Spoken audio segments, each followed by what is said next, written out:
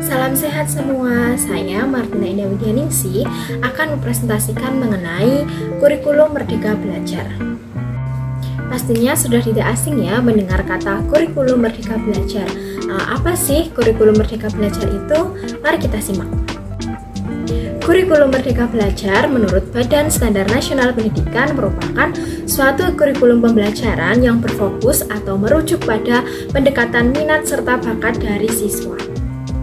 Selanjutnya, seperti apa sih kurikulum Merdeka Belajar itu? Apa bedanya dengan kurikulum sebelumnya? Jadi, kurikulum Merdeka Belajar itu merupakan kurikulum di mana pelajar, baik siswa ataupun mahasiswa, memilih pelajaran apa yang ingin dipelajari sesuai dengan minat ataupun bakat mereka. Berbeda dengan kurikulum sebelumnya, kurikulum Merdeka ini merupakan kurikulum yang lebih fleksibel serta lebih menekankan atau berfokus pada materi-materi esensial serta pengembangan karakter dari siswa. Kemudian selanjutnya, apa sih yang mendasari kurikulum Merdeka Belajar ini muncul? Jadi, kurikulum Merdeka Belajar ini muncul dikarenakan oleh beberapa hal. Yang pertama yaitu hakikat daripada kurikulum itu sendiri, di mana kurikulum itu harus senantiasa dievaluasi secara inovatif, dinamis, dan berkala, sejalan dengan perkembangan zaman dan perkembangan iptek yang ada.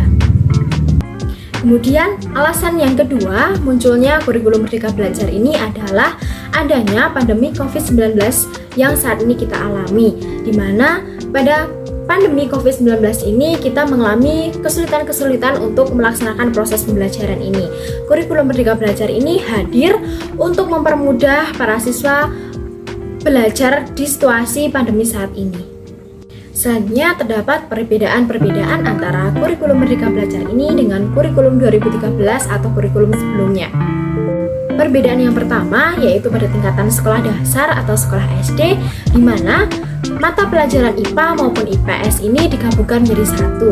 Yang kedua, mata pelajaran bahasa Inggris ini yang tadinya dijadikan sebagai mata pelajaran muatan lokal dijadikan mata pelajaran pilihan. Kemudian selanjutnya pada tingkatan sekolah menengah pertama atau SMP, perbedaannya adalah terdapat beberapa mata pelajaran yang statusnya berubah. Sebagai contoh, mata pelajaran TIK yang dulunya sebagai mata pelajaran pilihan saat ini diwajibkan atau menjadi mata pelajaran yang sifatnya wajib. Selanjutnya pada tingkatan SMA maupun SMK, perbedaan yang ada yaitu pada tingkatan SMA sekarang sudah tidak digolongkan lagi menjadi golongan IPA, golongan IPS maupun golongan bahasa. Kemudian untuk tingkatan SMK pada saat ini pembelajaran dibuat secara sederhana, di mana 70% dibuat untuk mapel atau mata pelajaran kejuruan dan 30% lainnya digunakan untuk mata pelajaran umum.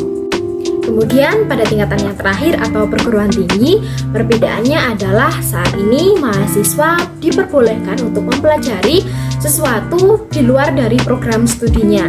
Hal ini bisa dilakukan melalui proses magang, KKN, ataupun pertukaran dari mahasiswa itu sendiri.